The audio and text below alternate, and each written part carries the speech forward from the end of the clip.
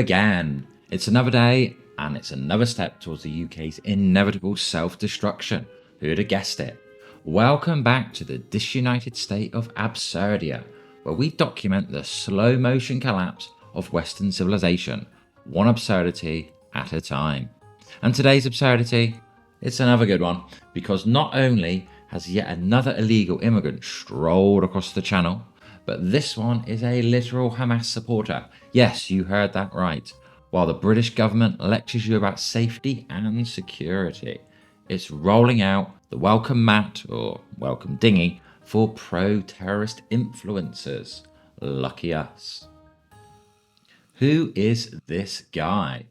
Meet Mossab Al-Qassas, a pro-Hamas activist from Gaza who just happened to film himself illegally entering Britain and then uploaded it casually to social media like it's just some bog standard travel vlog.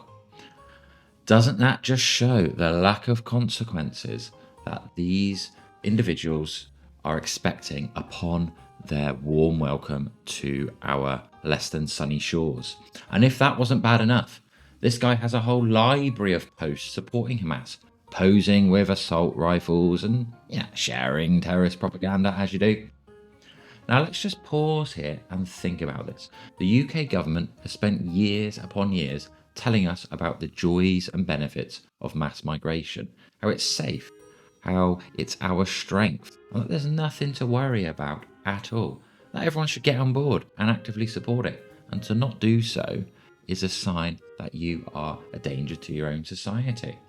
They've suggested that everyone coming over is just a genuine asylum seeker, fleeing war and persecution, not hopping across from a perfectly safe country called France. No, not at all. And then we get this guy, a literal terrorist sympathiser, walking into Britain on camera, and surprise, surprise, he's still here, and no doubt he'll still be here for the years to come. Now, if we lived in a sane country, which all evidence suggests we no longer do, but if we did, this would have been a hard no, and a hard no from everyone. But this is Britain 2025, where national security is just a little phrase trotted out by our politicians and thrown around every few years when they need votes. Let's just list the things we knew about this guy even before he stepped off his dinghy. Terrorist ties. Open support of Hamas, a group the UK has designated for years as a terrorist organisation. I'm sure that if he had posts and propaganda that were pro-Tommy Robinson or pro-right wing, I'm sure he'd have been stopped at the gates and turned around. There's also mild weapons fetishism. He's posted images posing with assault rifles, the kind the government would arrest you for having. Illegal entry. He literally documented himself breaking UK immigration law, coming from a safe country himself, from where he was. Imagine filming yourself robbing a bank and then expecting the police to do nothing. In fact, to escort you to wherever you so wish, escort you to a 5-star hotel. Oh wait, it's Britain. They probably would do nothing, let's be honest. Even the campaign against anti-Semitism is worried.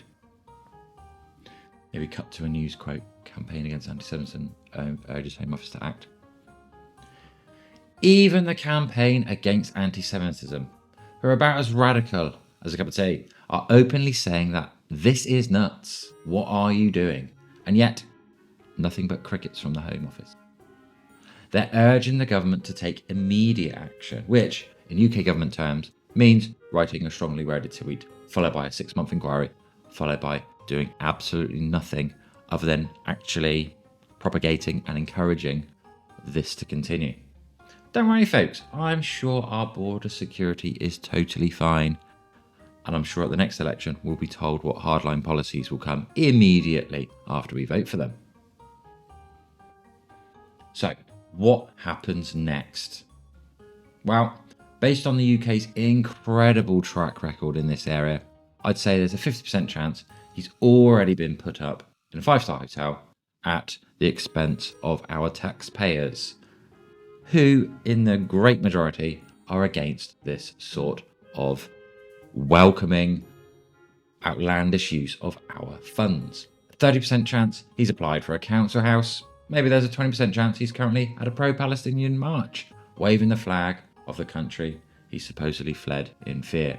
And if you think I'm joking, let's take a look at recent statistics. Because as of last year, there are over 18,000 foreign criminals still living in the UK who should have been deported but weren't because of all of the hands we have tied behind our back by various international agreements and international laws. That's 18,000 people who've committed crimes, finished their prison sentence, and are now just chilling in Britain. That doesn't even count for the ones who are in prison now, if you look at the prison population, or those who have been giving a slap on the wrist or not even followed up by the authorities. Because now, UK authorities, we wouldn't want to highlight what a disaster multiculturalism has become, would we? Here's the truth. Britain no longer controls its borders, and it hasn't for many years. And until we start taking immigration seriously, we're going to keep getting more of this. More criminals, more extremists, and more, inverted commas, refugees who seem to love waving the flags of the countries they supposedly fled from.